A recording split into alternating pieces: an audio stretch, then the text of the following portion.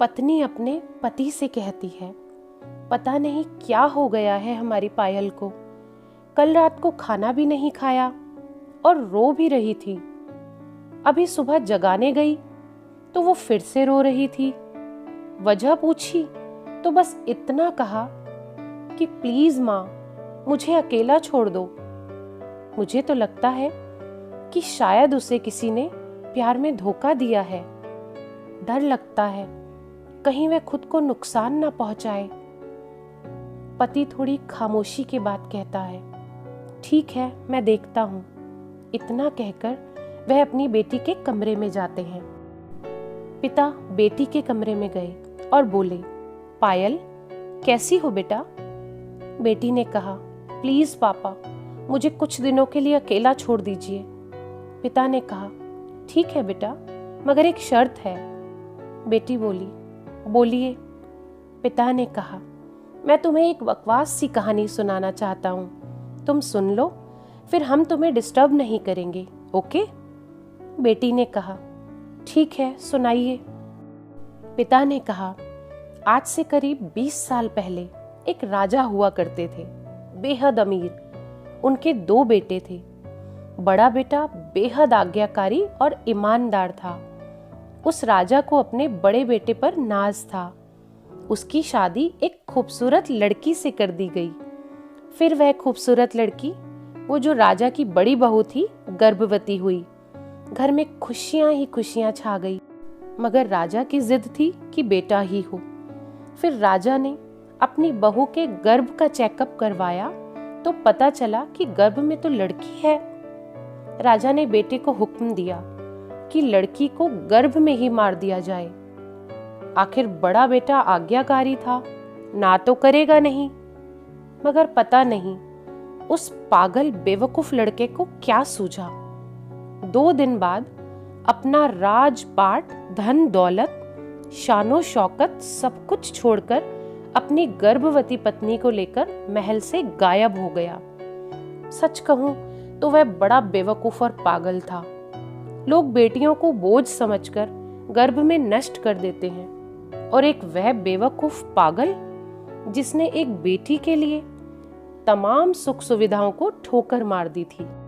वह अपने बाप की बात मानता तो आज उसकी जगह वो राजा होता। न जाने अपनी बेटी के लिए वो पागल बाप अब जाने किस हालत में होगा। तभी पायल की माँ वहां आकर कहती है कि वह बेटी के लिए पागल शख्स और कोई नहीं, तेरे पिताजी ही हैं, जो तुझे अपनी सच्ची कहानी सुना रहे हैं। तू कहती थी ना कि मम्मी, नाना नानी को तो मैंने देख लिया, काश पापा अनाथ ना होते तो दादा दादी का चेहरा भी देख लेती। तो सुन, तेरे पापा अनाथ नहीं है। तू बड़ी होकर जिद ना करे अपने दादा दादी से मिलने की, इसीलिए तुझसे सच छुपाया हमने। फिर तेरे पापा ने तेरे पैदा होने के बाद एक कसम ली कि तेरे अलावा दूसरी संतान के लिए कभी सोचेंगे भी नहीं। अखबार में इश्तिहार देकर तेरे दादा दादी ने बेटी को लेकर ही वापस आने को कहा। मैंने भी जोर दिया वापस जाने को, मगर तुझे गोदी में उठाकर तेरे पापा ने बस इतना ही कहा था कि जिस घर में मेरी राजकुमारी की हत्या का फरमान निकाला गया हो, वहां एक राजा कैसे सांसें ले सकता है। अब नजारा अलग था। पायल की आंखों में पापा के लिए सम्मान, उनकी मोहब्बत के लिए ढेरों सारा प्यार और उनकी कुर्बानी के लिए इबादत करने को जी कर रहा था। आंसू थमने का नाम नहीं ले रहे थे, मगर सब कुछ अब सिर्फ पापा के लिए था।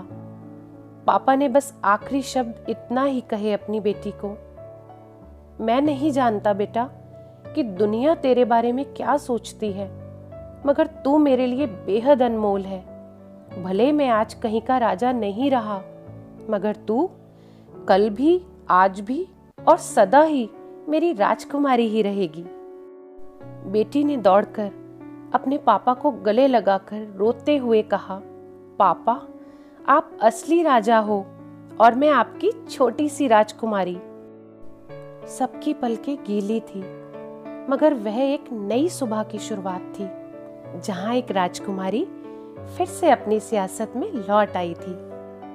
तो दोस्तों, सच ही कहते हैं ना कि बेटियां माता पिता की जान होती हैं, उनकी आन बान और शान होती हैं।